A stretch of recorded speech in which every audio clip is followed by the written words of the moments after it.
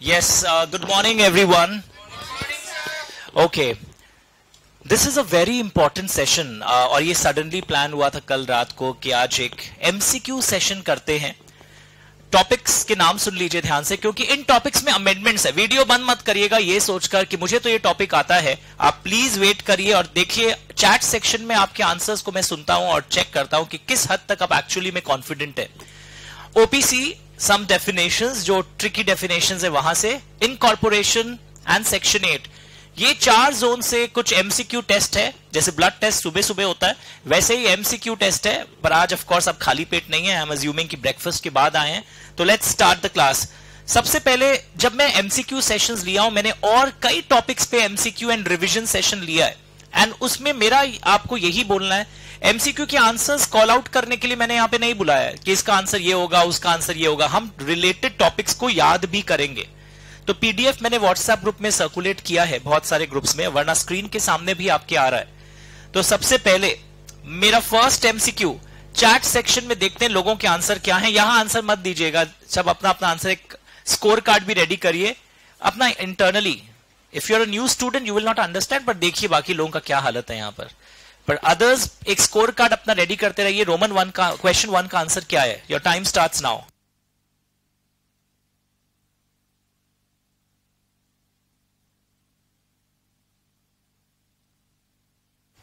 जल्दी रेडी करिए.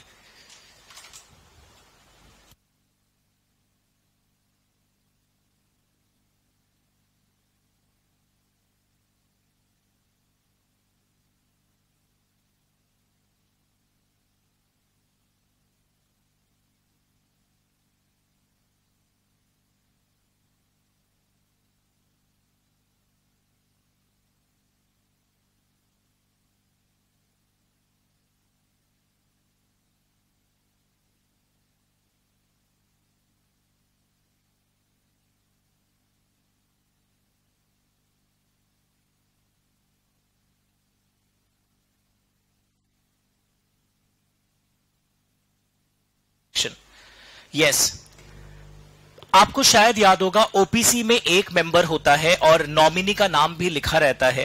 तो नॉमिनेशन की जो डिटेल्स हैं along with the consent of the nominee, this is filed in dash as a declaration at the time of formation of OPC along with EMOA and EAOA.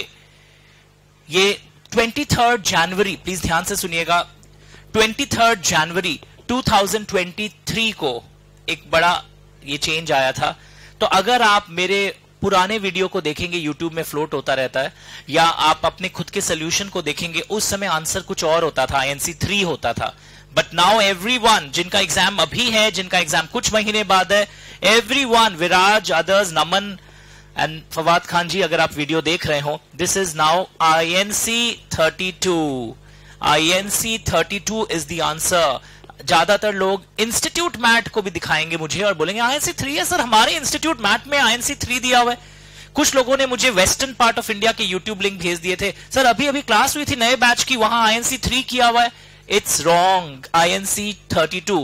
Because whenever I start a batch, I buy a book. Sir, हम भी खाएं. This is the Bear Act, recent one. अगर 2026 में मेरी batch है तो 2026 अगर जनवरी में मेरी बैच है तो मैं 2025 अक्टूबर का Bear Act फिर खरीदता हूं. So I buy 2 to 3 Bear Acts every year to update my book because मैं ICAI या ICSI के ऊपर सिर्फ निर्भर नहीं रहना चाहता हूं. Of course, their books are also good. Next. तो आजकल INC 3 नहीं, INC 32 स्पाइस प्लस फॉर्म के अंदर ही नॉमिनेशन के डिटेल्स कैप्चर कर लिए जाते हैं. फॉर्म में ऐसे डिटेल्स आपसे मांगे जाते हैं. तो this is a big change. अगर आप एग्जाम अभी दे रहे हो या 4 महीने बाद दे रहे हो, this is a big change. अपने बुक्स में ओपीसी में भी ठीक करिएगा. Now in the case of death of the sole member of the OPC, nominee will become the member. Of course OPC में एक ही मेंबर होता है, नेम साउंड्स. अगर नहीं भी जानते, बीकॉम में पढ़ा होगा, 1 person company has 1 member. That 1 member dies and now the nominee will become member in the OPC. पता है ये एमसीक्यू करने का और एक फायदा क्या होता है, आपके 4 मार्क्स के क्वेश्चंस भी पॉलिश हो जाते हैं. New member will appoint new nominee after the written consent. Written consent के बाद new member will appoint new nominee. कितने टाइम के अंदर? And OPC will inform ROC within dash days from the change of membership together with the consent of the new nominee. अब देखो, consent of the new nominee, और एक लड़का अपने friend को बोलता है हमारे बच्चावत सर है ना 3 बार बुक खरीदते हैं, वो बोले अब तो कंसेंट 32 में जाएगा, है मेरा नाम मत खसीट फालतू आंसर में।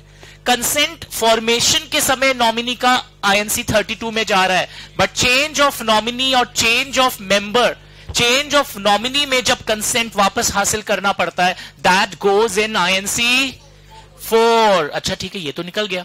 अब लोगों को कंफ्यूजन क्या होता है, वो जो आप एक बार बार इस ओपीसी वाले क्लास में बोलते थे कभी 15 डेज कभी 30 डेज, सर इसके 4 मार्क्स के केस स्टडी को और इसके 4 मार्क्स इसके एमसीक्यू को कैसे मैनेज करें? लुक एट द स्क्रीन, एक टेक्निक सुन लो वापस इस रिवीजन क्लास के दौरान। जब भी ओपीसी इन्फॉर्म करेगा आरओसी को, याद रखना ओपीसी से आरओसी की जो भी खबरें होती है ना वो 30 डेज के अंदर जा रही है पूरे सारे टाइप के केसेस में। एंड न्यू मेंबर जो नया नॉमिनी अपॉइंट करेगा वो वाला रिटर्न कंसेंट 15 डेज के अंदर होगा। Are you understanding? तो अब आप बताइए कौन सा ऑप्शन मेरा राइट है? ये आईएनसी 4 है।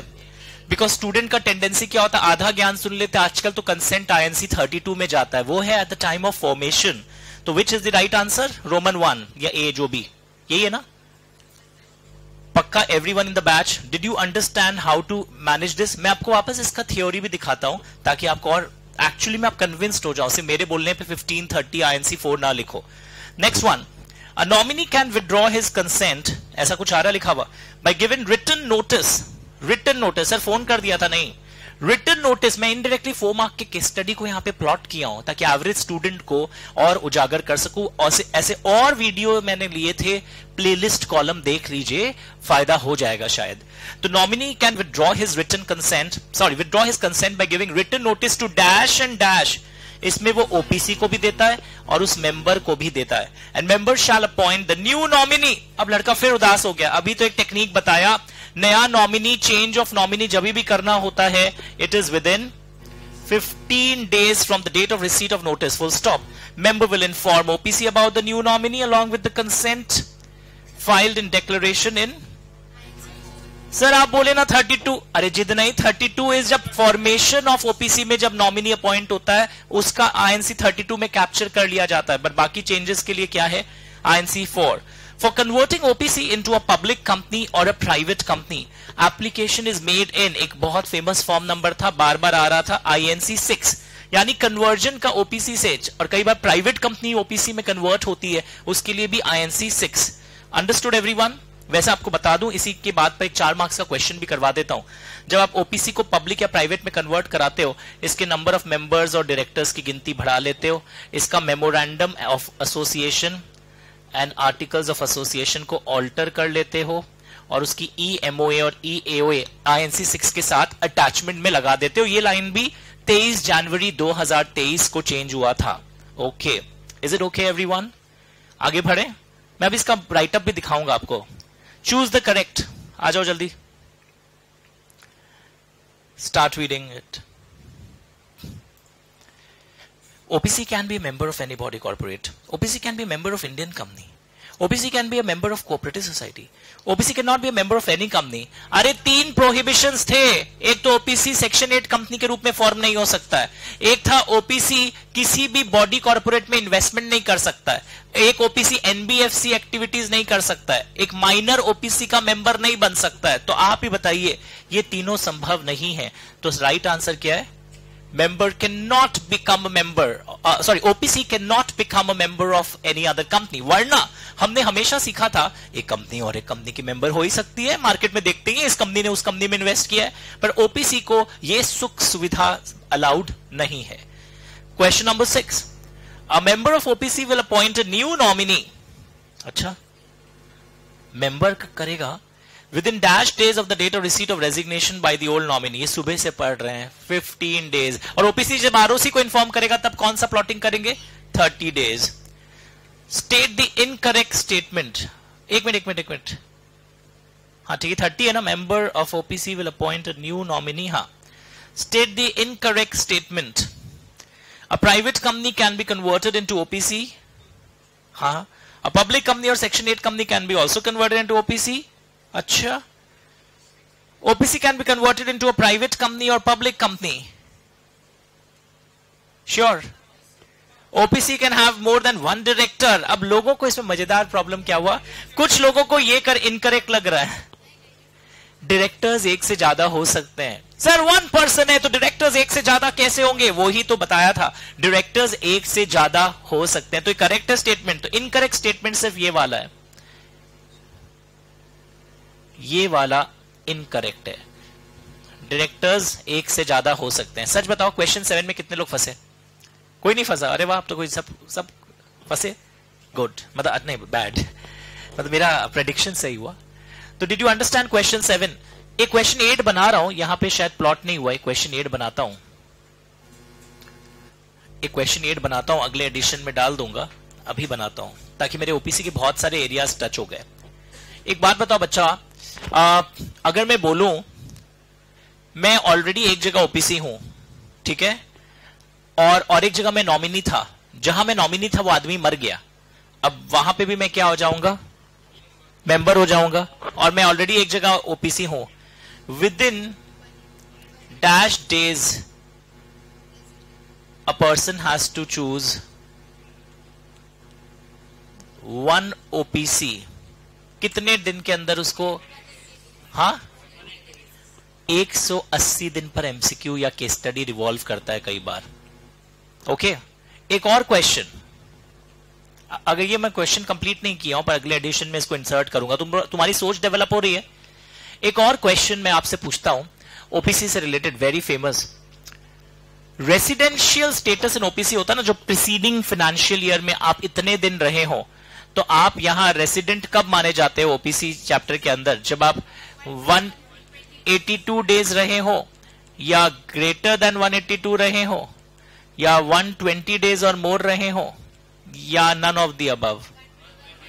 राइट है 120 डेज। पर वैसे आपको पता है ओपीसी आप चाहे रेसिडेंट नहीं भी हो तो भी आप हो सकते हैं। इंपॉर्टेंट क्राइटेरिया क्या था? Natural person, Indian citizen, resident of India, age of majority.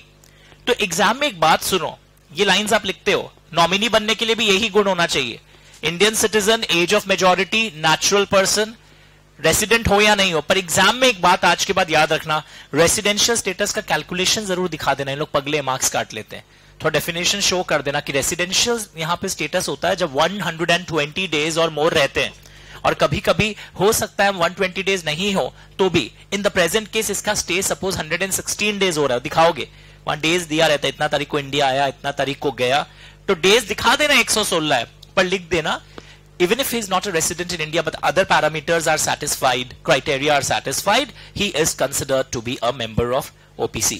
तो आइए मैं 1 मिनट आपको OPC के नोट्स में लेके चलता हूं, ताकि जो बच्चे बहुत दिन पहले ट्यूशन लिए थे और मेरे भेजे हुए MCQ वीडियोस नहीं देखे तो वो भी बुक्स में अमेंडमेंट कर ले। I'll just show it to you। एक बार OPC का वीडियो खोल लो, मतलब सॉरी क्लास खोल लो। Getting it everyone? ये देखो, ये था ना आपकी बुक्स में ऐसे चार्ट्स हैं, जल्दी देखो please. Do you have similar charts in your book? उसमें ये obtain written consent from nominee लिखकर काटा हुआ है, तो अब तुम ये काट दो, क्योंकि फॉर्मेशन में जो INC 32 होता है उसी में रिटन कंसेंट ले लिया जाता है। जिनके बुक्स में नहीं काटा हुआ है, obtain written consent from nominee word काट दीजिएगा, बिकॉज INC 3 जो है वर्ड ये अब हट गया है। प्लीज आवाज धीरे करिए, एको हो रहा है।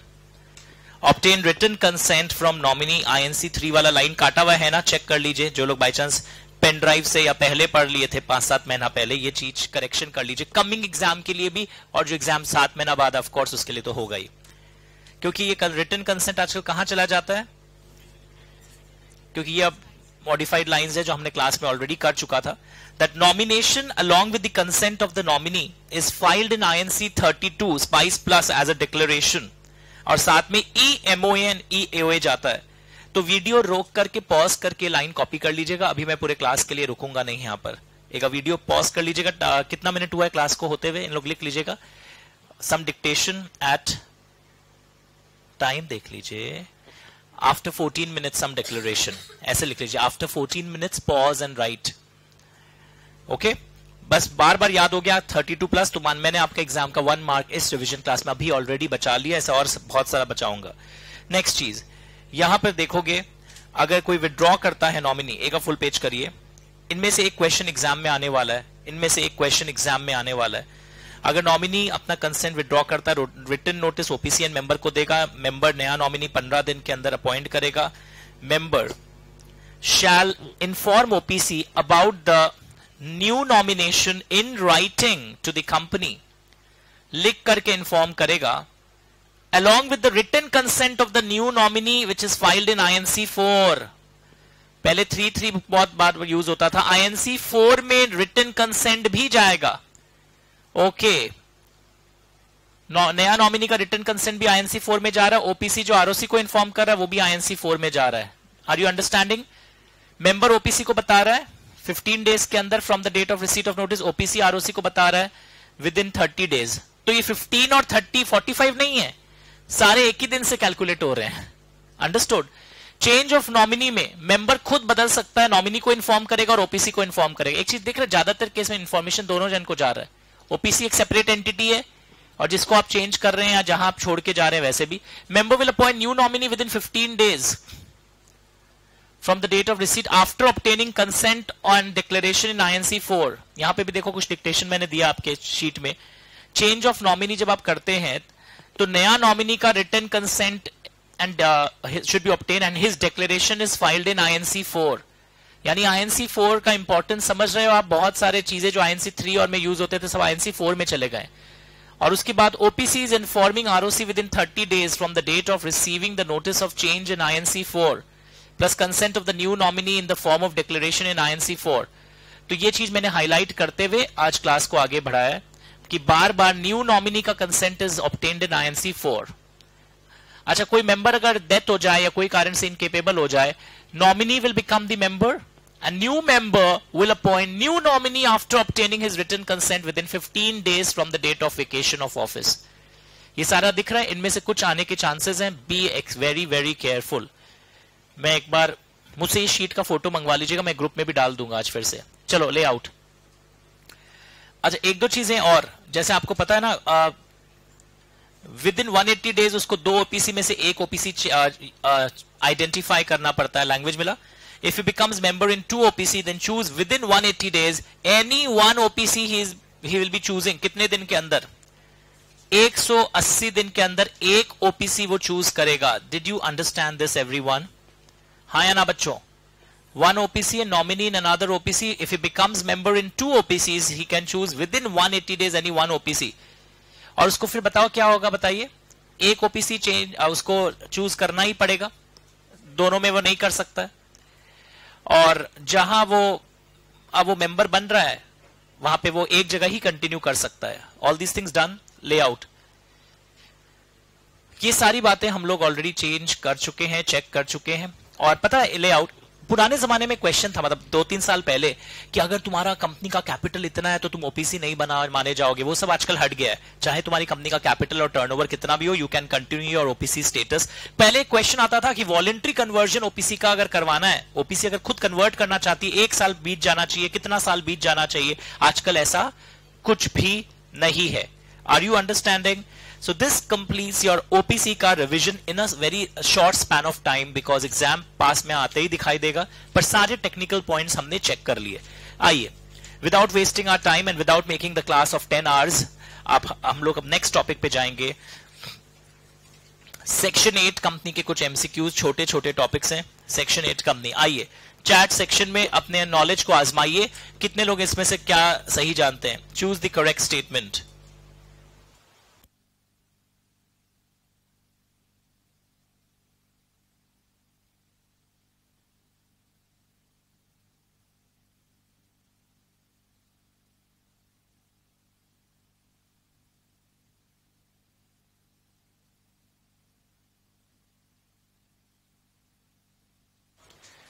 Firm may be a member of Section 8 company. Partner can be a member of Section 8 company. A partner only can be a member, ऐसे लिखो। A partner of the firm, मतलब फर्म हो ही नहीं सकता, वो ये बोलना चाह रहा है। Can only be a member. Section 8 company अपने मेमोरेंडम एंड आर्टिकल्स को just by passing SR change कर सकते हैं। All are correct. आपको पता है नॉर्मली फर्म मेंबर नहीं बन सकते हैं कंपनी का, हमने बचपन में भी सुना था, because firm is not a person in the eyes of law. Partners अपने इंडिविजुअल नाम में बन सकते हैं, बट सेक्शन 8 कंपनी में गजब फीचर देखा था, और वो गजब फीचर आपको इशारा मिल ही गया होगा, क्या है? Firm may be a member of section 8 company. रुकिए, ये तो सही है सर, मेमोरेंडम एंड आर्टिकल्स को चेंज करने के लिए एसआर तो चाहिए, मैंने लिखा है just by passing SR. Yes, very good, बच्चा पढ़ के आया है। प्लस सीजी का अप्रूवल भी चाहिए होता है, तो ये भी स्टेटमेंट रॉन्ग हो गया। A partner can only become a member of section 8 company, ये भी रॉन्ग है। All are correct, not possible, क्योंकि 2-3 रॉन्ग है। तो सही आंसर क्या है? A firm may be a member of section 8 company. इसको ज्यादा लॉजिकली सोचने जाओगे तो आप फर्म में भी मेंबर में तो हंसेंगे, क्या बोलता है यार। फाउंडेशन में इंडियन पार्टनरशिप एक्ट में पढ़ते वक्त पहला लाइन आया था, एक फर्म मेंबर नहीं हो सकता है सेक्शन 8 कंपनी का, पर यहां हो सकता है। याद आ रहा है सेक्शन 8 के अंदर ये स्पेसिफिक लाइन है, कोई सबसेक्शन नंबर था, I don't remember the subsection number, but this was a line. Section 8 company का अमालगमेशन किसके साथ हो सकता है? हाँ, यस, स्क्रीन दिख रहा है। और ये रोमन 3 और रोमन 4 में लोग कंफ्यूज हो गए, कुछ लोग तो रोमन 1 में भी हाथ दे दिए, सर एक इंडिया का इंडिया के साथ ही शादी होगा। अरे चुप, ध्रुव राठी को देखो, इंडियन सिटीजन है पर शादी किया ना कोई फिरंगी के साथ, एक है ना यूट्यूबर ध्रुव राठी, देखा होगा। तो only similar object, section 8 company देख के आप भावुक हो जाते हैं, पर वो सेक्शन 8 कंपनी भी सिमिलर ऑब्जेक्ट्स क्यों नहीं चाहिए?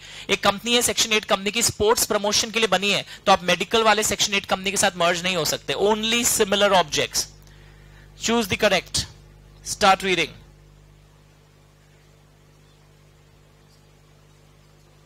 सर सुना हुआ लग रहा है सर ये, और रोमन 1 को पढ़ के भी कई लोग राइट मान लेते हैं। सर हाँ, पहले क्रिएटर्स को पेमेंट कर दीजिए, फिर बाकी लोगों को दीजिएगा। ये अकाउंट्स का क्लास नहीं है, लॉ का क्लास है। यहां मेन चीज क्या है? ये बच्चा बोल रहा है 2, आंसर क्या होगा पता है? यहां मिसप्रिंट हुआ है कुछ, यहां एक ऑप्शन होना चाहिए था एक्चुअली 2 and 3, क्योंकि आईबीसी फंड में जो एक रिहैबिलिटेशन फंड, वो याद है एक वर्ड आया था, रिवाइवल फंड बनता, उसमें भी हो सकता है। Section 8 company with similar objects भी हो सकता है। तो 2 and 3 is the answer, 2 and 3। Okay, look here, section 8 company का इनकॉर्पोरेशन, तो पता मैं इनडायरेक्टली मैं एक 4 मार्क क्वेश्चन को यहां पे एमसीक्यू बना के खुद बनाया हूं ये सारे questions. Section 8 company can be incorporated by submitting, सब लोग 33, 34, 35 लिख देता है, आपने सुना होगा ना इनकॉर्पोरेशन के समय, these are very popular form numbers, but 32 है। बट सेक्शन 8 कंपनी में थोड़ा वेरिएशन है, एक तो इसका मेमोरेंडम का फॉर्म नंबर अलग है, फिर यहां पे ना कुछ डिक्लेरेशंस जाते हैं, फिर उसके अलावा यहां है ना एक एस्टिमेट देना पड़ता है कि आने वाले 3 इयर्स में तुम्हारा कहां से सोर्स आएगा, पैसा कहां से आएगा, खर्चा क्या होगा, खर्चा नहीं sorry, future annual income. Languages मिल रहे, चेक करो। तो राइट आंसर क्या होगा? ये इसका मेमोरेंडम का है। ओ 13 में जाता है, ये भी अलग से आ सकता है, और सारा इंडिया 33 को टिक करके आ जाता है। दिस इज इन 13 कि सेक्शन 8 कंपनी जो है वो INC 13 में अपना ये चीज रेडी करती है, मेमोरेंडम साथ में देती है। Declaration by professionals and subscribers, पहले ना इसके कुछ फॉर्म नंबर्स होते थे, वो फॉर्म नंबर्स हटा दिए गए हैं, मैं दिखाता हूं कैसे। ये भी 2023 में अमेंडमेंट आया था, तो कमिंग एग्जाम में भी इस अमेंडमेंट को बुक में रेक्टिफाई करना पड़ेगा। I just show it to you, wait. बोलो यहां तक हो गया सब? I show it to you, wait wait wait. ये देखिए, जब हम लोग सेक्शन 8 कंपनी पढ़ रहे थे, वहां पर सेक्शन 8 कंपनी पढ़ने के समय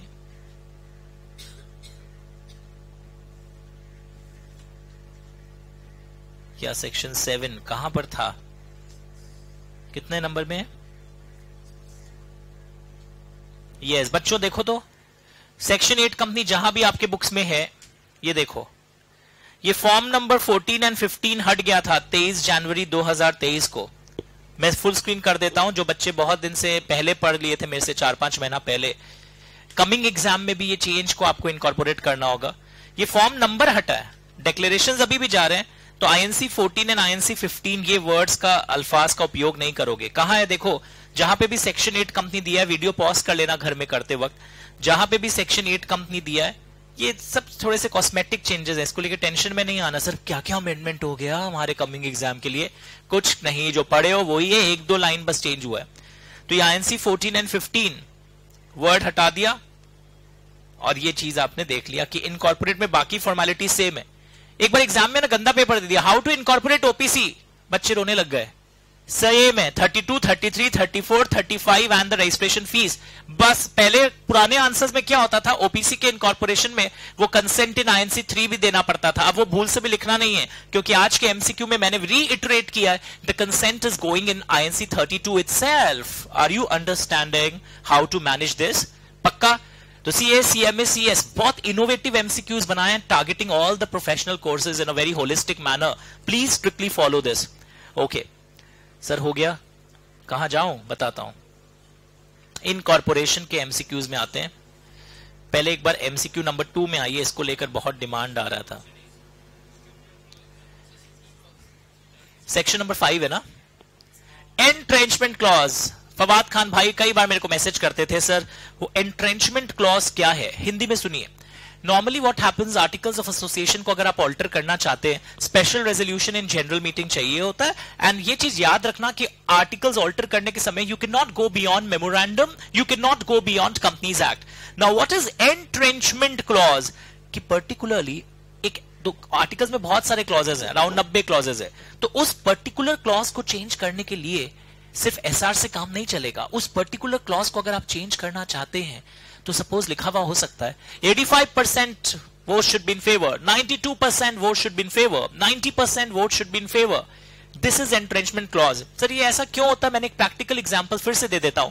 कोई बड़ा प्राइवेट इक्विटी प्लेयर है, आपकी स्टार्टअप कंपनी में पैसा लगा रहा है और उसको लगता है हम पैसा लगा रहे हैं और हम इन लोग से कई वादा लिए, आप है ना ऐसा मत करना वैसा मत करना। उन लोग हाँ तो भरता है, पर फिर क्योंकि उनके पास मेजोरिटी है, उन लोग फिर बदलाव ले आता आर्टिकल्स चेंज करके। तो हम भी होशियार हैं, पैसा लगाने के समय हमें क्लॉज रख दिए, ये वाला चीज अगर चेंज करोगे ना 94% की हाँ चाहिएगी, और वो जो प्राइवेट इक्विटी फंडर है उसके पास ऑलरेडी 10% का है, तो वो तो हाँ बोलेंगे नहीं, तो 94% जल्दी से अचीव होगा नहीं, और पैसा लेने का बहुत तलब है उस कंपनी को, हाँ भर दिया। तो एंट्रेंचमेंट क्लॉज बेसिकली उस इन्वेस्टर के इंटरेस्ट को प्रोटेक्ट करने के लिए कि भविष्य में पैसा लगाने के बाद कंपनी में इस टाइप से ना आ जाए, चेंज ना आ जाए, इसलिए डाला जाता है। तो एंट्रेंचमेंट क्लॉज आप ही बताइए इसमें क्या लगेगा अगर आपको कोई क्लॉज है, कुछ परिवर्तन लाना है? It is stricter than SR. Why did I say stricter than SR? Because यहां पे 75% से ज्यादा लोगों की हाँ चाहिए होती है, 85, 82, 83। मैंने कई फिगर्स इसलिए बोल दिए क्योंकि एक बैच में मैंने 90 बोल दिया था, तो लोग सोच लिए अच्छा गवर्नमेंट बोला है 90% को एंट्रेंचमेंट क्लॉज बोलना है। No no no no, anything which is requiring stricter more than SR. पक्का? ये बताओ क्वेश्चन 4, हम लोग इनकॉर्पोरेशन पढ़ रहे हैं, कुछ इजी है, मैं छोड़ दे रहा हूं बीच में। वो फंस गए। सिन नंबर जो होता है ना, कॉर्पोरेट आइडेंटिफिकेशन नंबर, वो 21 डिजिट्स का होता है। देखा कैसे रॉन्ग होगा MCQ? Registration number is the last 6 digits. CIN number एक अल्फा न्यूमेरिक कोड है, याद आया, जिसमें रजिस्ट्रेशन नंबर का एमसीक्यू में बहुत लोग रॉन्ग कर देंगे। 6 digits is the right answer. Okay, question 5 your favourite. 8 years लोग लिख देते हैं क्योंकि उनको बस एक ही चीज आता है, बुक्स अकाउंट्स लास्ट 8 years का प्रिजर्व करना है। Memorandum and articles are preserve permanently till its dissolution. Are you understanding this? पक्का याद रहेगा। मिनट बुक भी permanently, books of accounts 8 years। ऊपर चलते हैं, क्वेश्चन 3।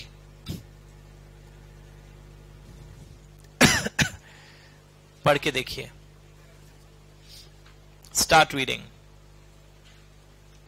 सब एक जैसा लग रहा है, और पता है इसमें बहुत गंदा कैच है एक तो, इजी होके भी लोग कंफ्यूज हो जाते हैं। ट्राई इट प्लीज, सोचो। अरे कंपनी तो बनाई नहीं है। If the company is not been incorporated, सुनने में वाइंडिंग अप भी लग रहा होगा, पर यहां पे सिर्फ क्या होने वाला है, 1 and 2। कंपनी अगर इनकॉर्पोरेट हो गया होता तो वाइंडिंग अप वाला क्लॉज भी लगा देते, नाम चेंज करने को भी बोल देते। रिजर्व नेम आफ्टर रिजर्वेशन, ये पता सेक्शन नंबर बता देता हूं तो कॉन्फिडेंट आ जाएगा आपको. Just a second.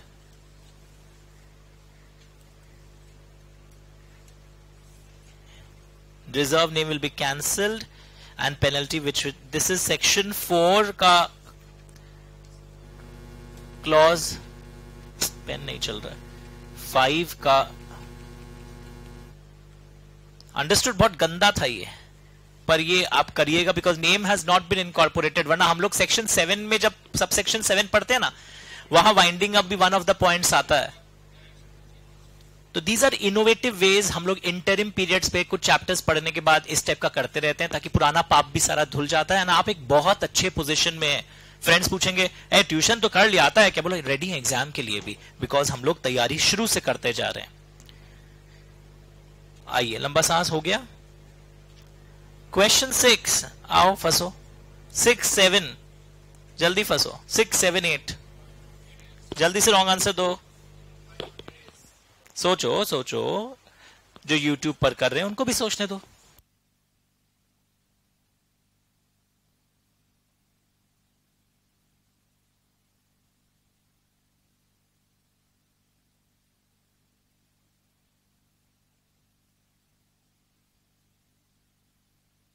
चलिए चेक कर लिया अपना नॉलेज.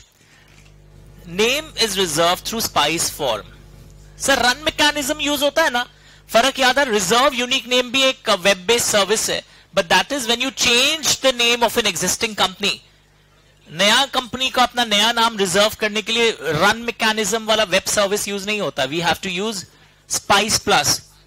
तो 20 डेज के लिए नाम रिजर्व किया जाता है. एक सेकेंड. 20 डेज के लिए नाम रिजर्व किया जाता है and it can be extended further by how many days. कितने दिन के लिए एक्सटेंड हो सकता है? 40 डेज मोर. नहीं sir, it can be extended up to 60 days. Up to 60 days. 20 days तो था ही, हम उसको 20 डेज और बढ़ाते हैं, फिर हम 20 डेज और खत्म होने के पहले और 20. हाँ तुम सही बोला. अप टू अगर एमसीक्यू होता, अगर सिर्फ अप टू लिखा होता तो आप क्या भरते हैं? 60 डेज. पर यहां पे क्या लिखा है?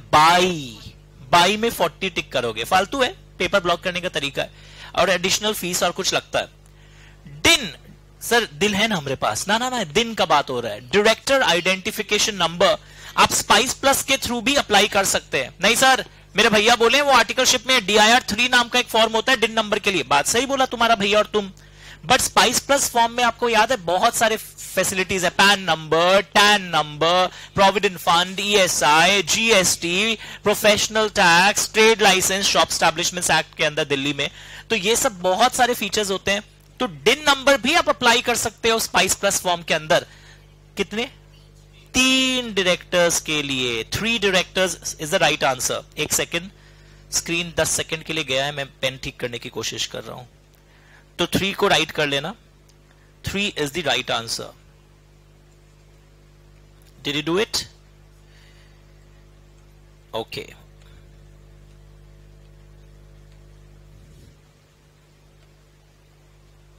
It's not working. I don't know what happened. ठीक है. DIN is up to how many directors? 3 directors. Now question 8. Names can be proposed using SPICE plus form. Okay. आपको पता है SPICE plus form में 2 पार्ट्स हैं. Part A is for actually अगर कोई पूछे SPICE plus form क्या purpose के लिए है? Name reservation as well as incorporation and many other services. आपको ये नाम सुनाया था ना, pan number, TAN number, provident fund, ESI, बहुत कुछ etcetera etcetera. But dash names can be proposed for using SPICE plus form. अगर part A and part B आप एक साथ भर रहे हैं at one go, तब एक ही नाम दे सकते हो. बट क्वेश्चन है, if part A and part B are not filed simultaneously, then 2 names can be proposed. और ये सब भरने में अगर कभी कुछ मिस्टेक हो जाता है, you can resubmit the form within 15 days. You can rectify your defect. तो ये छोटे छोटे प्रोसीड्यूरल बेस्ड एमसीक्यूज भी डेवलप हो सकते हैं और एग्जाम के 4 मार्क्स के क्वेश्चन के अंदर एक पार्ट बन सकता है. तो आप 2 नाम प्रपोज कर सकते हो. Remember, you can propose 2 names. 2 names यहां प्रपोज हो सकते हैं. क्वेश्चन 9, ध्यान से देखना. क्वेश्चन 9 क्या है? Question 9, dash names can be propose. अगर ये अच्छा सेम ही आ गया, बट अगर बोथ पार्ट्स एक गो में दोगे तब कितना नाम हो सकता है? 2 and 1 is the right answer. Question 9 का आंसर है रोमन 1। अगर आप एक बार में नहीं भर रहे हो तब तो 2 नाम प्रपोज करो। और वैसे ये सीमलेस इंटीग्रेटेड फॉर्म है, आप अगर एक पार्ट को भर करके अब छोड़ देते हो तो अगली बार वो सीधा पार्ट बी से ही शुरू हो जाएगा फॉर्म। सीमलेस इंटीग्रेटेड फॉर्म भी बोला जाता है। क्वेश्चन 10, इसमें देखें किस किस का राइट होगा। 13 होगा। सेक्शन 8 कंपनी में मेमोरेंडम का फॉर्मेट INC 33 में नहीं होता है, INC 13 में होता है। याद आया? Very good. Now these are some other neglected areas. Section 11, तो मैंने क्या किया पता है, आज सारे जो आप एरियाज छोड़ के आते हैं वो सब रिवाइज करा दिया है। सेक्शन 11 में आइए जल्दी से।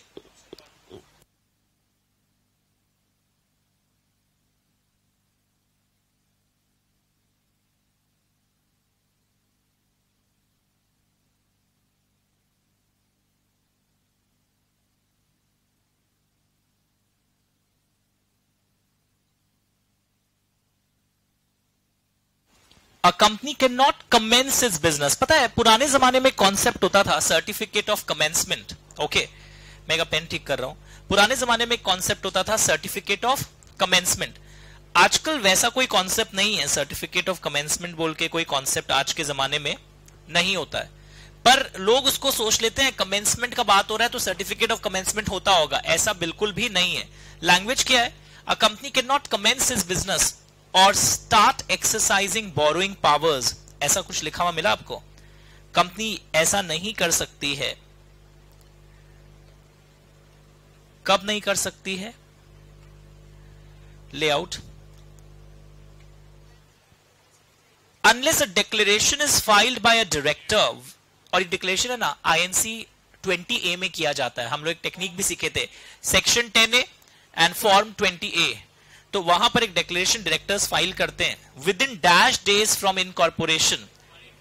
180 डेज कंपनी के 180 राइट है ना, 180 डेज के अंदर एक डिक्लेरेशन फाइल होता है दैट सब्सक्राइबर्स ने अपने वैल्यू ऑफ शेयर्स पे कर दिए एंड कंपनी ने वेरिफिकेशन ऑफ रजिस्टर्ड ऑफिस के लिए फॉर्म नंबर 22 होगा, शायद 23 इज अ मिसप्रिंट हियर, 22 होगा।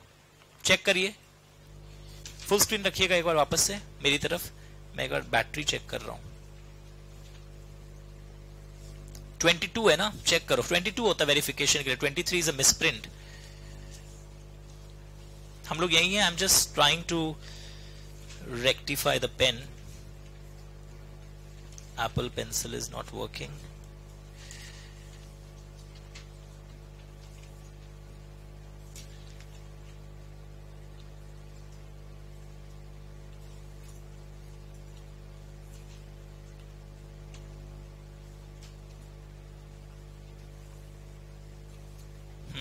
Started. Yes, please come.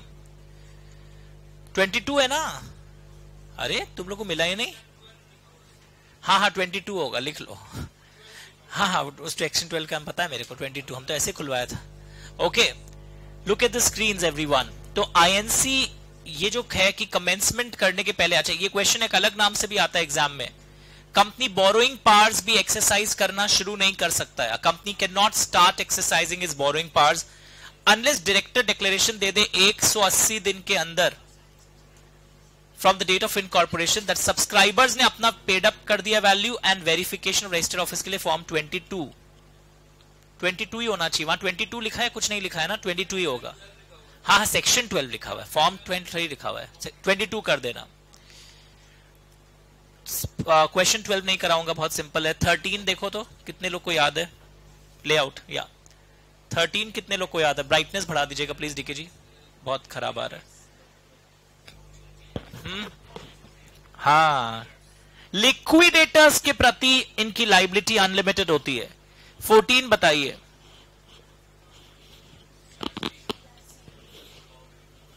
सब कोई आरओसी कर देगा, पर प्रॉपर प्रैक्टिकल आंसर क्या है? सीआरसी। अगर सीआरसी ऑप्शन में नहीं दिया तब तुम आरओसी कर देना एज पर द बुक्स, जो किताबी ज्ञान वाला क्वेश्चन पूछा जाता है। तुम लोग सेक्शन 5 में जाओ और इसका आंसर ढूंढो। अगर entrenchment clause articles of public company में इंसर्ट करना होता है तो क्लॉज इंसर्ट करने के लिए क्या करना पड़ता है? Try to understand. Entrenchment clause को चेंज करने के लिए मोर देन एसआर चाहिए, पर एंट्रेंचमेंट क्लॉज इंसर्ट आपने या तो फॉर्मेशन के समय किया हो तब अलग बात है, फॉर्मेशन के समय नहीं किया, सेक्शन 5 में आंसर है। अब बाद में इंसर्ट करना चाहते हो पब्लिक कंपनी में एंट्रेंचमेंट क्लॉज, तो कितने लोगों की सहमति लगेगी? If you want to insert the entrenchment clause in the articles of a public company, how many should consent? Answer book खोल के भी नहीं मिल रहा है, तब तो इंस्टीट्यूट को बोलना होगा ओपन बुक एग्जाम ले। स्पेशल रेजोल्यूशन लगता है इंसर्ट करने के समय। ओके, एक लड़का होता नहीं मोर देन एसआर होगा ना, आई एम सेइंग इंसर्ट करने के लिए एसआर लगता है। एंट्रेंचमेंट क्लॉज का मतलब था कि उस लाइन को चेंज करने के लिए मोर देन एसआर की रिक्वायरमेंट थी। Did you right it everyone? तो ये सब चैप्टर्स अब हमारे लॉक हो गए, एकदम पूरा full finishing touch. Direct questions और केस स्टडी क्लास में करवाया हुआ था, एमसीक्यू भी साथ में करवा दिया आपको। एंट्रेंचमेंट क्लॉज प्राइवेट कंपनी में अगर इंसर्ट करवाना है, बुक तो होगा, कितने लोगों की सहमति चाहिए? All the members. तो जो लोग भूल गए थे ये सब चीजें को सेव करिए, देखो उसी पैराग्राफ में प्राइवेट कंपनी में अगर एंट्रेंचमेंट क्लॉज इंसर्ट होता है तो ऑल का कंसेंट चाहिए। Dash is the model form of articles, format में जाओ उसी पेज में, उसी पे कंपनी लिमिटेड बाय शेयर्स के लिए आर्टिकल्स का फॉर्मेट क्या है? टेबल एफ, कई बार सिलेबस में आया था शेड्यूल 1 में।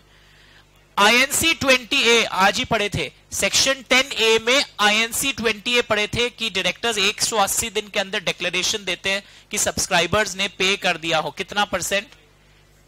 पूरा पैसा पे कर दिया हो। और ये जो डिक्लेरेशन इन आईएनसी 20A होता है, इसको वेरीफाई करवाना पड़ता है एनी ऑफ द अबव से।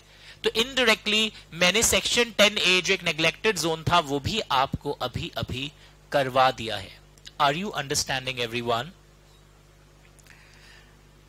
20 में आइए, क्वेश्चन 20 पढ़िए। क्वेश्चन 20 पढ़ो ना तुम लोग, सारा मत घुमाओ, अभी 20 पढ़ो।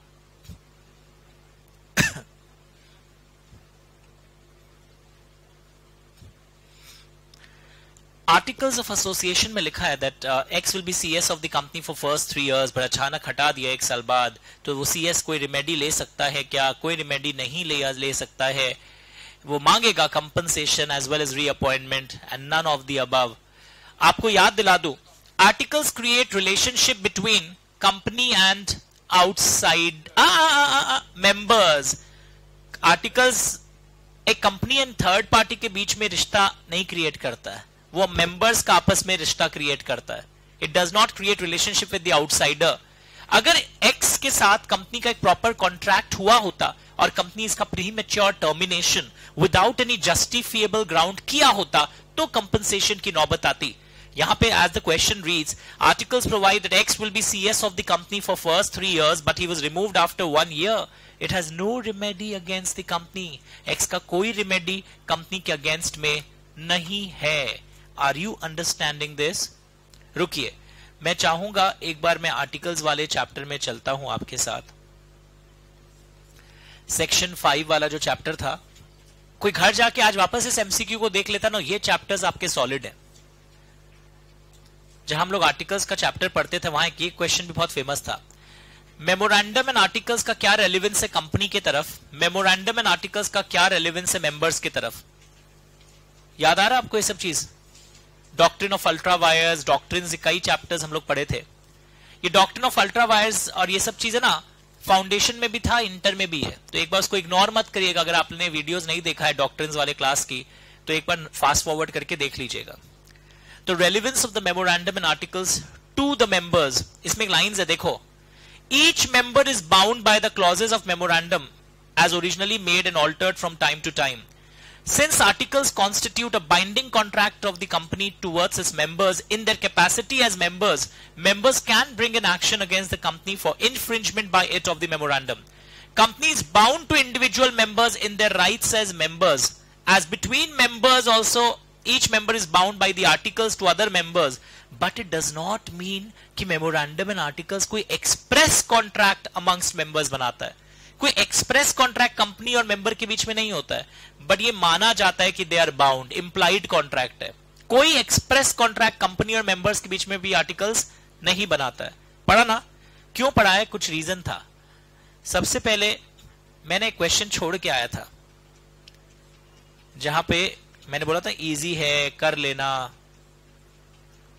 क्वेश्चन 1 इनकॉर्पोरेशन का, आओ प्लीज जल्दी।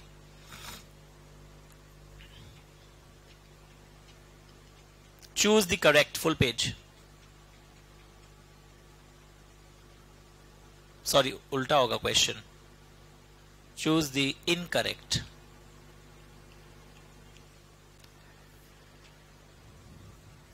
Articles constitute a contract binding the company to its members. Each member is bound. A member can bring an action. सब तो सही लग रहा है। एक ऑप्शन और लिखो, all are correct।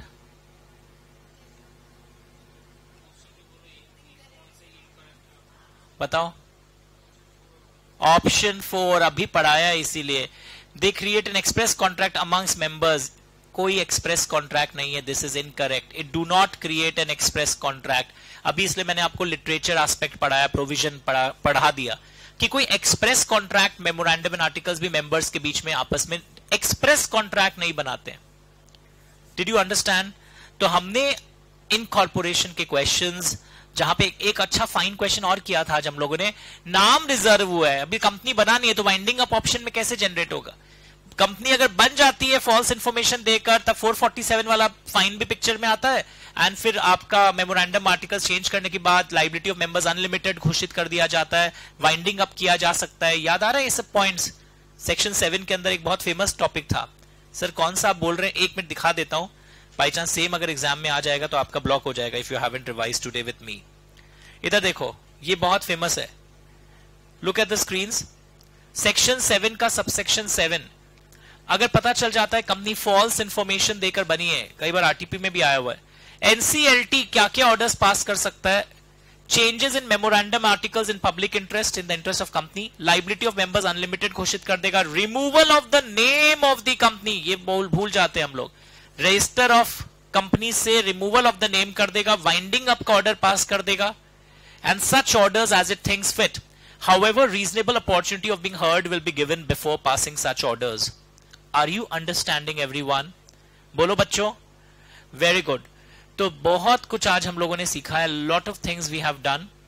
अच्छा, एजाइल प्रो एस बोलते हैं, INC 35 के ऊपर MCQ आ सकता है। देखो जो लोग बहुत दिन से पहले पढ़े होंगे, फुल पेज 1 मिनट और रखना। Agile pro S, S is basically trade licence के लिए दिल्ली और में शॉप्स एंड एस्टैब्लिशमेंट्स एक्ट का जो ट्रेड लाइसेंस होता है वो भी आप INC 35 के थ्रू डायरेक्टली अप्लाई करके ले सकते हो।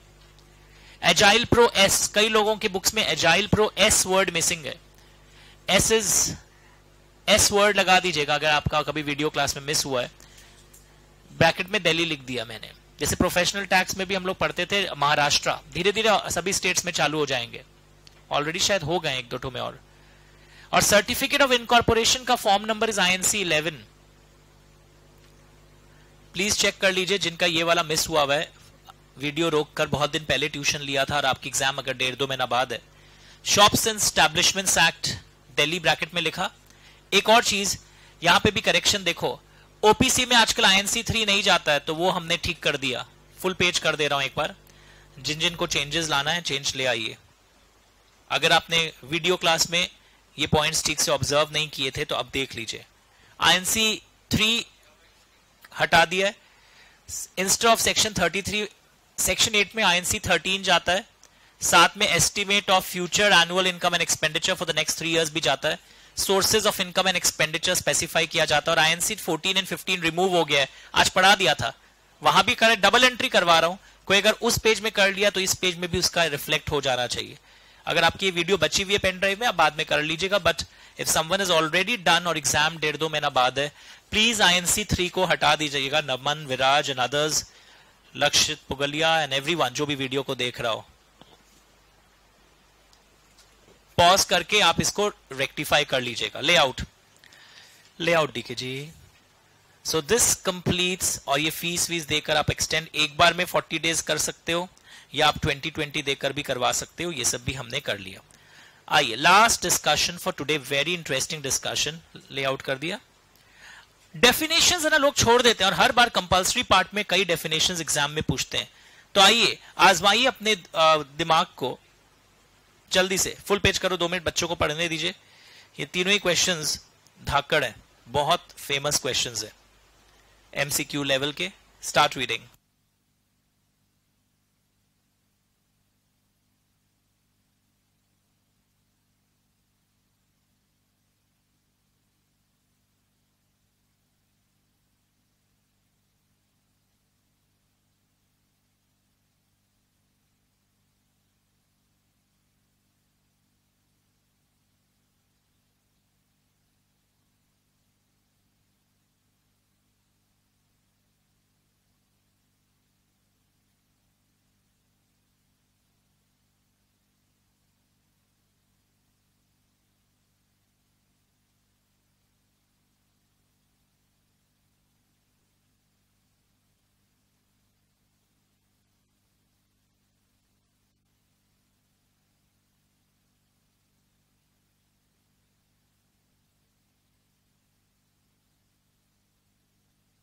आइए लेआउट।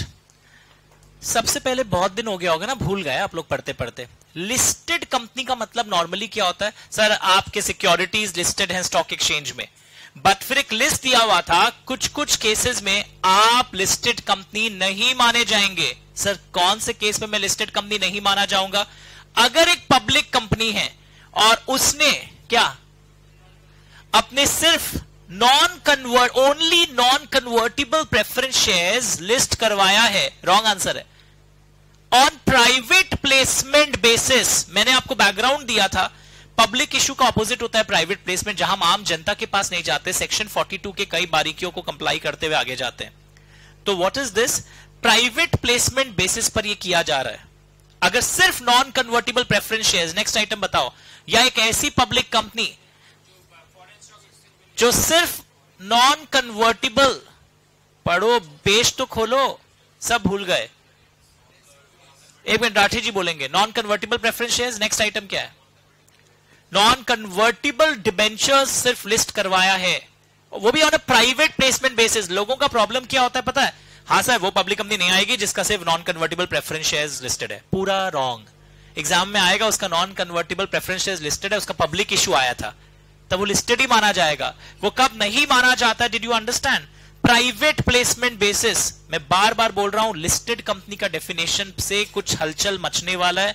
5 मार्क का एक केस स्टडी आने वाला है, I will show it to you, wait. And वो पब्लिक कंपनीज जो सिर्फ फॉरेन स्टॉक एक्सचेंज पे लिस्टेड है वो भी हटेगी। ये भी सही लग रहा है, ये लिस्टेड नहीं है, ये भी लिस्टेड नहीं है, ये भी लिस्टेड नहीं है, पर पब्लिक इशू के थ्रू अगर आप आए हो, एक ऑप्शन और देना चाहिए था, none of the above are listed. कई लोग तो उसी को टिक करके आते हैं, अलग ही होगा रे कुछ। Did you understand? और प्राइवेट कंपनीज जिसका सिर्फ एनसीडीज लिस्टेड है स्टॉक एक्सचेंज पर, नॉन कन्वर्टेबल। तो तुम एक चीज आदत डालो, पब्लिक कंपनीज वाला डेंजरस है, सिर्फ एनसीडीज और नॉन कन्वर्टेबल प्रेफरेंस शेयर्स देखकर जंप मत करना, on a private placement basis. Page number बताओ कहां है, लोगों को दिखाते हैं जो लोग नहीं पढ़े। देखो देखो, जो लोग कभी कभी वीडियोस क्लासेस करते थे लास्ट के दिनों में, मन में बैराग उत्पन्न हुआ होगा, या अभी भी क्लास नहीं कर रहे होंगे, इंडिया के सारे कोचिंग सेंटर्स के मैराथन जा जाके देख रहे होंगे, कहां नंबर ऑफ व्यूज ज्यादा है, वो वाला मैराथन देख लूं। ऐसा होता तो न्यूज़पेपर में आ जाता कि नंबर ऑफ व्यूज ज्यादा वाले मैराथन में सिर्फ रैंक आते हैं। It's not like that. कितना नंबर है? एक second. In your definition book आप जब देखोगे, सेक्शन 2 क्लॉज 52 में भी था, और कहीं ये दिख रहा है आपको, लिस्टेड कंपनी का डेफिनेशन अगर नहीं भी पढ़ा अच्छे से तो भी ये एक्स्ट्रा पॉइंट कर लेना। प्राइवेट प्लेसमेंट सेक्शन 42 के अनुसार गवर्न होता है। यहां हम कंपनी के प्रमोटर्स, डायरेक्टर्स, उनके रिलेटिव्स, कुछ लोगों से बातचीत होकर आइडेंटिफाई करके हो गई है, तब हम उनको दे रहे हैं। पता है आज का क्लास वेस्ट हो जाएगा। जो लोग लाइव भी किए, घर जाके 5 मिनट निकालना जीवन से और रिवाइज कर लेना, पूरा आपके हाथ में है। आप पास होंगे या फेल होंगे, सारा आर्ट आप टाइम कैसे मैनेज कर रहे हैं। क्योंकि सभी लोग तो पेन ड्राइव खरीदता है, सभी लोग वीडियो क्लासेस देखता है, फिर भी रिजल्ट खराब क्यों हो रहा है? टीचर तो वही है। चलो मुझे छोड़ दो, आप बोल रहे हैं ना हम इंडिया का बेस्ट से पढ़ेंगे, मेरे लिए वो बेस्ट है जहां नंबर ऑफ व्यूज ज्यादा आता है। वहां से भी बहुत लोग पढ़ रहे हैं, फिर भी फेल क्यों हो रहे? टीचर का गलती नहीं है, अपने में कुछ कमी रह गया है। चलो टीचर का भी गलती मान ले, पर आप में भी कुछ कमी रह गया है, आप समेट नहीं पा रहे हैं चीजों को। तो please do this. Listed company का दिखा आपको, और एक होमवर्क लिखना जो लोग घर जाएंगे बाय चांस यहां से। मैंने ना एक क्वेश्चन ऐड किया है डेफिनेशंस के एंड में, ये आरटीपी 2022 में आया था ये क्वेश्चन, बहुत भयानक क्वेश्चन है, सेम छपने वाला है, इनफैक्ट शायद आ गया था इन 2023 सीए के पेपर में आ गया था। दिख रहा आपको, ये लिस्टेड कंपनी का एक क्वेश्चन है, फाउंडेशन की बुक्स में भी हम लोग डालते थे पर फाउंडेशन में उतना इंपॉर्टेंट नहीं था। तुम्हारे एडिशन में पेज नंबर 24 है, कोई के 24 में है, कोई के 26 में है। This is a very good question, RTP में आया था क्वेश्चन, इंस्टीट्यूट के एग्जाम में आ गया था। फाउंडेशन स्टूडेंट्स को भी हम लोग ये करवाते थे पर बोलते थे उतना इंपॉर्टेंट नहीं है, they can easily leave it.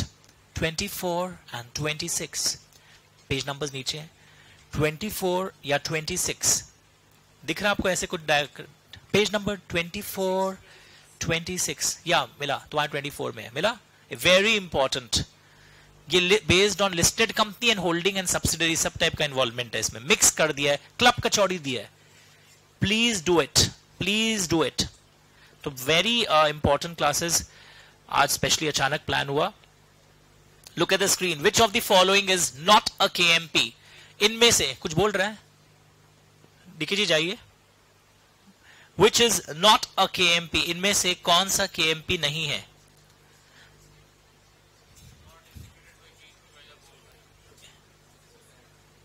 ये केएमपी होता है, ये केएमपी होता है, ये भी केएमपी है। ये वेदर और नॉट डेजिग्नेटेड वाला लाइंस नहीं था, याद है? MD, CEO, CFO, CS KMP है, और होल टाइम डायरेक्टर से एक लेवल नीचे वाले जो ऑफिसर्स हैं वो वाले लोग केएमपी होंगे, पर अगर बोर्ड उनको डेजिग्नेट कर दें, सर एग्जांपल दीजिए ना, ऐसे ऑफिसर्स कौन होते हैं? Usually departmental heads, production manager, finance manager, they are considered. याद रहेगा? Question number 3, start reading. Oh my God, very important. क्या हुआ? क्या हो रहा है? प्रॉब्लम हो रहा है?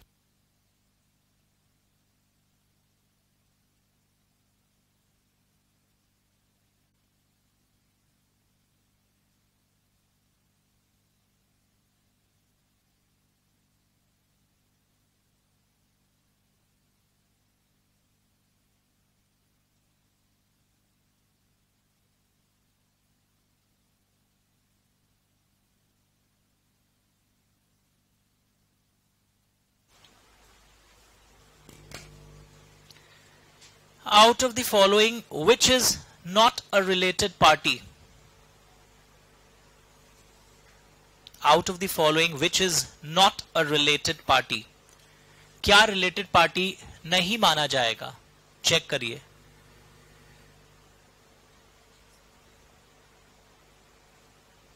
related party का डेफिनेशन दिया हुआ था, सेक्शन नंबर लिखो, ये होमवर्क लिखो। अभी सारे डेफिनेशंस हम लोग जो फाउंडेशन में पढ़ते थे बहुत सारे पढ़े थे, ये फाउंडेशन वालों के एग्जाम के लिए रेलिवेंट नहीं होता है। This definition is only for inter. Question 4 में आइए।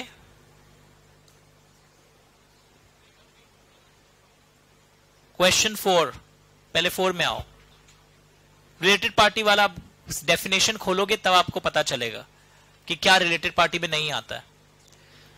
Yes, Roman 3 will be the answer, क्योंकि प्राइवेट कंपनी में डायरेक्टर इधर डायरेक्टर होते ही हो जाता है, पर पब्लिक कंपनी में डिड यू अंडरस्टैंड क्या होगा? क्वेश्चन 4 में आइए।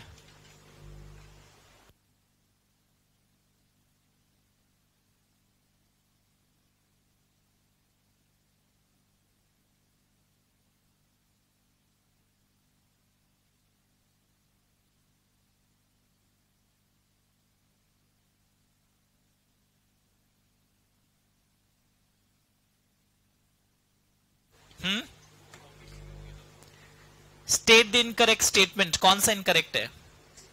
रोमन 2। क्वेश्चन 5,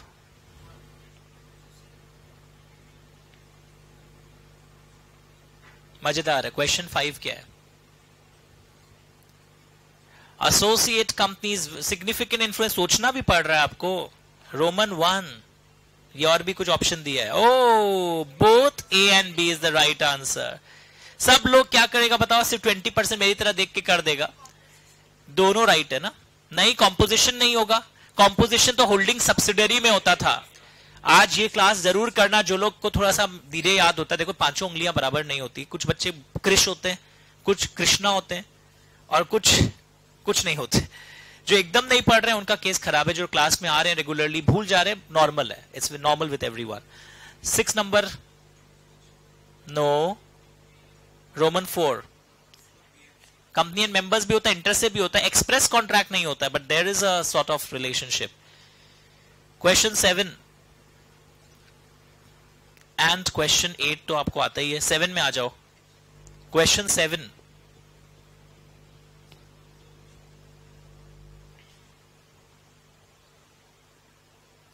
सोचना भी पड़ रहा है आपको। Very good, Rathi ji will surely clear. Company, small company एक ऐसी प्राइवेट कंपनी होती है जिसका पेड अप कैपिटल एक लेवल को क्रॉस ना जाए लास्ट ऑडिटेड के हिसाब से, एंड टर्नओवर। तो आज के दिन ये फिगर्स ये हैं, चेंज होते रहते हैं। 4 and 40 करोड़, 4 and 40 करोड़ दिखा आपको? किसी को 50 लाख भी दिख गया था। 4 करोड़ and 40 करोड़। पर सबसे इंपॉर्टेंट स्मॉल कंपनी है ना, प्राइवेट कंपनी होना चाहिए। और इसी पॉइंट पे याद दिला दूं, कई बार प्राइवेट कंपनी होगा फिर भी नहीं होगा। क्यों नहीं होगा? क्यों नहीं होगा? अगर ये फिगर सेटिस्फाई हो जा रहा है, but if you are a holding company, subsidiary company, section 8 company और a body corporate under special act, you are not. याद रहेगा। क्वेश्चन नंबर 8,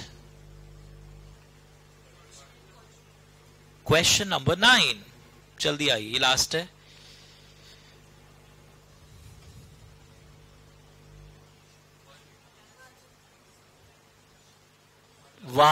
तो आइए इसी बात पर एक बार हम इनएक्टिव एंडोरमेंट कंपनी के डेफिनेशन में चलते हैं। बहुत दिन हो गया पढ़े हुए कलकत्ता में। किस में जाऊं? तो ये एमसीक्यू से आपके कई पोर्शन रिवाइज हो गए हैं, आपके कई केस स्टडीज इनके अराउंड रिवॉल्व करेंगे, तो इसको जरूर करिएगा, होशियारी में छोड़िएगा मत। एमसीक्यू थोड़ी आता है। जैसे स्मॉल कंपनी जब मैंने पढ़ाया, इधर देखो, तो मैंने केस स्टडी का विंग भी टच कर दिया। इट डज नॉट इंक्लूड, यानी कि तुमसे फिगर्स के पीछे दौड़ोगे, एक तो प्राइवेट भी देखना है आपको। सर मेरे तीनों सेटिस्फाई हो गए, तो भी तुम्हारा स्मॉल नहीं हो सकता है। अगर आप ये चारों में से एक के अंदर भी पड़ जाओ तो आप स्मॉल कंपनी के रूप में क्लासिफाई नहीं भी हो सकते हो। उसके अलावा इधर आओ, अब डोरमेंट कंपनी के डेफिनेशन को देखो। आओ जल्दी आइए। डेफिनेशन ऑफ डोरमेंट कंपनी अपने अपने किताबों में देखिए। कोई के 21 है, कोई के 20 है। अगर घर में, अगर आप एग्जाम अगर आपके 5-7 महीना बाद भी है, और अगर घर में आप कल भी 3 घंटा 2.5 घंटा नहीं पढ़े, मतलब नॉट, हम सिर्फ लॉ पढ़ने नहीं बोल रहा है, आपके सारे सब्जेक्ट्स को बैलेंस करते हुए, अगर आप सीए और सीएमए कर रहे हैं, और सीएस वाले अगर कम से कम लॉ के और वीडियोस नहीं देखते और रिवाइज नहीं करते हो, नहीं होने वाला है। Join some other course parallelly. Video class खरीदना is not a key to success. Video class तो बहुत लोग खरीद रहे हैं। जैसे आजकल ट्रेंड निकलता ना, ये इंडिया के बेस्ट अकाउंट्स टीचर है, ये इंडिया के बेस्ट है, पूरा इंडिया वहां से पढ़ता है, तो भी तो फेल ही हो रहा है सब। तो अपना कर्म पर आपका रिजल्ट निर्भर है। टीचर के बायोडेटा या टीचर के सक्सेस स्टोरीज से आपका कुछ मतलब नहीं होता। So where a company is formed for a future project, language मिला, अभी बना के छोड़ दियो, बाद में कुछ यूज करोगे, और to hold an intellectual property and has no significant accounting transaction, then it applies to ROC कि मुझे ना डोरमेंट कंपनी के स्टेटस डिक्लेयर करवा दीजिए। You can never form a dormant company. तुम बना लेते हो और फिर तुम अप्लाई करते हो आरओसी को, मेरे को प्लीज डोरमेंट कंपनी डिक्लेयर कर दीजिए। और मैंने प्रैक्टिकली बताया था 5 साल तक ये स्टेटस तुमको मिलता है, विद इन 5 साल तुम्हें एक्टिव होना होगा। अब यहां पे लोग बताया इनएक्टिव कंपनी का मतलब क्या है। Any company which has not been carrying on any business or operation for last 2 years, not made any significant accounting transaction during last 2 years, not filed, significant accounting transaction वाला word भी आ गया, not carrying on business भी आ गया। यहाँ पे एक arrow और बना देना, not carrying on business, सब 2-2 साल से हम नहीं कर रहे। not filed financial statements and annual returns for last 2 years, not carrying on business। थोड़ा बहुत फीस दे दी आरओसी को, उससे कोई सिग्निफिकेंट अकाउंटिंग ट्रांजैक्शन नहीं होता है। ये लैंग्वेज याद रखना। No business is being carrying on for last 2 years, no significant accounting transaction for last 2 years, not file AA and AR for last 2 years। Annual return एक एमजीटी 7 नाम का एक फॉर्म होता है जो हर साल आरओसी के पास जाता है, तुम्हारा लास्ट 2 साल से नहीं गया है। तो ये थोड़ा प्रैक्टिस कर लेना, लोग डोरमेंट कंपनी को है ना इग्नोर करके साइड में कर देते हैं। पक्का? एक चीज कई बैचेस में छूटा हुआ था, अच्छा वो बाद में करवा दूंगा, बता देता हूं। जब ओपीसी पढ़ रहे थे ना हम लोग, ये फाउंडेशन में नहीं आता है, आता था, पर यही फाउंडेशन के चैप्टर्स, ये सब फाउंडेशन और इंटर में कॉमन थे चैप्टर्स। सेक्शन 3A जिनका छूटा हुआ करवा भी देता हूं, कई लोग वीडियोस में देखते नहीं है ना शुरू का क्लासेस बोल करके, तो इजी वाला है। सेक्शन 3A ये अनकॉमन नेग्लेक्टेड जोन है, एक बार पढ़ लो। हम लोग बचपन से, नहीं मिला पेज, 2 मिनट लगेगा। सेक्शन 3 कैपिटल A, ध्यान से सुनिए। हम लोग कई बार एक बात पढ़ते हैं, the liability of shareholders is unlimited. हम लोग कई बार एक बात पढ़ते हैं, the liability of shareholders is unlimited. Do we read it? तो देखो ये एक एक्सेप्शन है, मतलब ये केस है। नॉर्मली लायबिलिटी इज लिमिटेड, पर कभी कभी शेयर होल्डर्स की लायबिलिटी अनलिमिटेड हो जाती है। ऐसा कब होता है? If number of members in a private company goes below 2 and in a public company below 7, language मिला, and number below 2 and below 7 चला गया, and the company is still carrying on business for greater than 6 months। Very important line. Company business 6 महीना से ज्यादा carry कर रहा है, इस हालात में भी जब बिलो 2 एंड बिलो 7 है आपके लोग, तो सर क्या होगा? ऐसे सिचुएशन में, फुल पेज कर दो, remaining members who are aware of the above fact are personally liable. Personal liability हो जाती है लोगों की। किस पीरियड के लिए पर्सनल लायबिलिटी हो जाती है? आफ्टर 6 months जो पीरियड है उसके लिए पर्सनल लायबिलिटी हो जाती है रिमेनिंग मेंबर्स की। फुल पेज पे आ जाइए, स्टार लगाइए। अगर number of members below 2 and below 7 चला जाए and the company carries on business for more than 6 months, तो ऐसे सिचुएशन में remaining members who are aware of the above fact are personally liable for liabilities after 6 months। मतलब अगर 5 ही लोग हैं तो ये 5 लोगों की लाइबिलिटी फिर क्या हो जाएगी? पर्सनल हो जाएगी। पर कौन से पीरियड के लिए पर्सनल लाइबिलिटी होगी? यानी तुमको 6 महीना टाइम दिया है कि तुम अपना बिलो मिनिमम जो गया है नंबर्स को बढ़ा लो, पर फिर भी बिजनेस कैरी करते हो, तो वो जो 5 लोग हैं जिनको पता है, who are aware of the above fact will be personally liable, पर कौन से पीरियड के लिए? तुम मेरी तरह अंडरलाइन किया कलर्स का, क्योंकि हम अभी दिखाते हैं एक आपको केस स्टडी जिसमें क्या इंपैक्ट होगा। तो ये इंटर का प्योर टॉपिक है जो आप फाउंडेशन में नहीं पढ़ते हो, ना पढ़ने की दरकार होती है। तो कई बार कमेंट आता है, the liability of members of a company में बी अनलिमिटेड। लिखना होगा statement is partly true. Normally the liability is limited, but in this case the liability becomes unlimited. एक और केस बताओ जब लायबिलिटी अनलिमिटेड हो जाती है। A company is incorporated by using giving false information, तब NCLT may declare that the liability becomes unlimited.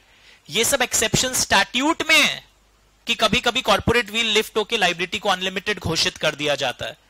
तो यहां पे देखो, if number of members in a private company goes below 2, public company go below 7, इसमें कोई problem हुआ? हम क्या किया पता, ये जो हार्ड इंग्लिश था ना उसका सीधा इजी वर्जन करवा दिया। And the company carries on business for more than 6 months। O my God, क्या हुआ सर तब? रिमेनिंग मेंबर्स जिनको पता है इस बारे में, उनकी पर्सनल लायबिलिटी हो जाएगी। इंक मेरी तरह लगा लो अभी भी। कौन से पीरियड के लिए? तो ये जो क्वेश्चन है, OMC limited has 7 share holders, और ये 7 शेयर होल्डर्स जो है ना ये फुल्ली पेड अप है। On 30th April, all the shares are sold to Y. Oh my God! X अपना सारा शेयर बेच दिया, यानी 7 - 1 हो गया। Yes or no? मतलब बिलो मिनिमम चला गया। और वो अनदर शेयर होल्डर कौन है पता है? Y को जो भेजा वो कंपनी का ही और एक शेयर होल्डर है। तो आदमी तो 6 ही हुए ना। मिस्टर जो भी है X, वो अपना शेयर एग्जिस्टिंग शेयर होल्डर को बेच दिया। तो आदमी कंपनी में कितने हुए? शेयर होल्डर्स तो 6 ही हुए। अब क्या हुआ? वो अब ज्ञान दिया हुआ है, एक शेयर होल्डर जो है ना उसको पता नहीं है ये ऐसा हो गया है। ये पता है क्या चीज में काम आएगा मेरे? वो जो अवेयर वाला पॉइंट है उसमें वो बच जाएगा, क्योंकि हम फैक्ट्स में दे दिए he was not aware. Full page. The company carries on business, बाद में भी। अच्छा, ये डेट दिया है सर, बर्थडे का है क्या? कुछ कारण है? 30 अप्रैल को बेचा है। मई, जून, जुलाई, अगस्त, सितंबर, अक्टूबर, यानी 6 महीना कब कंप्लीट हुआ? अक्टूबर 30 तारीख को, यानी 30 अक्टूबर के बाद, यानी कि दिसंबर 19 को अब कुछ हो रहा है। तो ये वाला में ना कंपनी कोई बैंक से लोन लिया है, आप समझ गए? तो ये जो बैंक से लोन लिया गया ये 6 महीना के बाद लिया गया है। कैसे पता चला 6 महीने के बाद लिया गया है? आप समझ में आया डेट को कैसे कैलकुलेट करना है? कंपनी बंद हो रही है, एसेट सफिशिएंट नहीं है, अब बैंक वाले केस फाइल कर दिए वाई और जेड के अगेंस्ट में, आपकी पर्सनल लाइबिलिटी है, तो आपको पता ही आंसर क्या लिखना है, पूरा ऊपर वाला पैराग्राफ, और जेड बच जाएगा।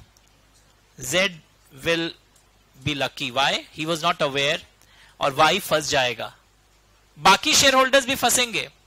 अच्छा, एक question, will your answer be same if the loan was taken in March 2019?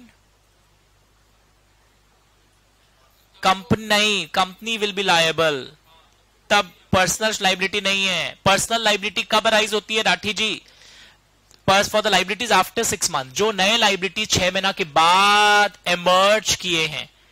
मार्च 2019 में तो कंपनी का वजूद इंटैक्ट था, मिनिमम स्टैट्यूटरी मिनिमम भी कम नहीं हुआ। सर अगर जुलाई में होता तो भी कंपनी की लाइबिलिटी होती, तो भी कंपनी की लाइबिलिटी होती, यानी पहले 6 महीना तक जो नए लाइबिलिटीज आ रहे हैं वो कंपनी की है, 6 महीना के बाद बाहर वाले की लाइबिलिटी एमर्ज हो रही है। Are you understanding everyone? ध्यान से देखो, क्या चीज? नहीं नहीं, जिस दिन से कम हुआ है वहां से 6 महीना तक कंपनी लायबल रहेगा, पर 6 महीना के बाद मेंबर्स जो जानते हो, और कुछ नहीं दिया एग्जाम में तो मानेंगे सब जानते हैं। मार्किंग ऐसे लेवल की है तुम्हारे कॉपीज में, बुक्स में चेक करो। हैव यू मार्क्ड इन माई तरीका? मेरे तरीके से आपने मार्क किया है, तो ये अनकॉमन जोन है। पुराने जमाने में बहुत आता था, टिल 2005-6 ऐसे क्वेश्चंस बहुत आते थे। पुराने कंपनीज एक्ट में इसका नंबर था section 45। In new companies act the section number is 3 capital A। Board देख लो, मैं वेट कर रहा हूं, हेल्पलाइंस आपके लिए रेडी है। आंसर ऊपर वाला पैराग्राफ ही है जो कमेंट वाला पैराग्राफ है, बोर्ड देख लो। आंसर ऊपर वाला पैराग्राफ है, बोर्ड देख लो। इस टाइप का मार्किंग होगा तो ही आपको याद आएगा। मार्च के लिए कंपनी विल बी लायबल, और यहां पर इस केस में what is happening? Y will be personally liable for December loan. Y का पर्सनल लाइबिलिटी है दिसंबर वाले लोन के लिए, चेक कर लीजिए। तो ये बहुत लोग का छूटा हुआ था, मैसेजेस आ रहे थे, सर हमने शुरू के क्लासेस देखे नहीं थे, ये सोच करके ये तो पहले पढ़ा हुआ 11-12 फाउंडेशन में, तो इंटर के स्टूडेंट्स को एक बार मैंने इसलिए करवा दिया। सीएस और सीएमए बहुत आता है, ये सीएमए में ये उतना इंपॉर्टेंट टॉपिक नहीं है, दे डोंट आस्क, पर करवा दिया मैंने, 5 मिनट में क्या जाएगा। हाँ सर करवा दीजिए, ऐसे भी याद नहीं होने वाला था। अरे यार लिख ले, एटीट्यूड नहीं। मैं 5 सेकंड और दे रहा हूं, वरना वीडियो पॉज करके लिख लेना। हटा दूं? आंसर लिखा हुआ है, आप घर जाके पढ़ सकते हो, सेम क्वेश्चन एक और दिया हुआ है। सो this completes 3A also layout. So I am feeling very happy, सारे बेसिक क्लासेस को मैंने आज रिवाइज करवा दिया आपको ध्यान से अच्छे से। और पता है होल्डिंग सब्सिडियरी में एक पॉइंट होता है, हम लोग बोलते हैं ना when you exercise more than 50% of voting power तो एचएस रिलेशनशिप क्रिएट होता है। बट अगर कोई कंपनी किसी में शेयर्स होल्ड करती है फाइड्यूशियरी कैपेसिटी में, कंट्रोल करने के लिए नहीं होल्ड करती है कोई के बिहाफ में, फिड्यूशियरी कैपेसिटी में अगर शेयर्स होल्ड कर रही है तो उसको कैलकुलेशन पर्पस के लिए नहीं लेते हैं। वापस बोल रहा हूं, सुन लीजिए, ये आरटीपी में आया हुआ क्वेश्चन है कि अगर आप शेयर्स किसी में होल्ड कर रहे हैं, दिखाएगा 53% है, जिसमें से 7% आपका फिड्यूशियरी कैपेसिटी में होल्डिंग है, तो that is not considered as giving you any controlling power. Thank you so much, will meet again on Wednesday morning.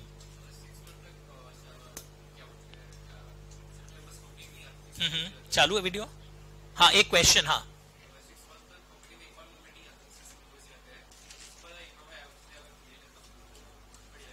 तब नहीं फंसेगा अगर 6 महीना के अंदर अपना बढ़ा ले, सब ठीक कर ले। हाँ तो जो अगर बढ़ाता है और इस दौरान कोई लाइबिलिटी इमर्ज होती है 6 मंथ के समाप्ति से लेके 6.5वां महीना या 7वां महीना तक, तो रिमेनिंग मेंबर्स की पर्सनल लाइबिलिटी होती है। पर वो जो जानते हो, तो ये क्वेश्चन करने से बहुत दिमाग खुल जाता है, तो जरूर से कर लेना। 3AB इनडायरेक्टली जो बचा हुआ था आज हो गया है। एक होमवर्क दिया था लिस्टेड कंपनी का, वो हाईफाई क्वेश्चन, अब पता नहीं कितने लोगों को याद रहेगा कि मुझे वो आरटीपी का क्वेश्चन करना है। और you have to give a finishing touch. अब मैं ये चैप्टर्स आपको कभी नहीं पढ़ाऊंगा क्योंकि मैंने पूरा फिनिशिंग करके किस्सा खत्म कर दिया है। जय Bharat, bye, all the best.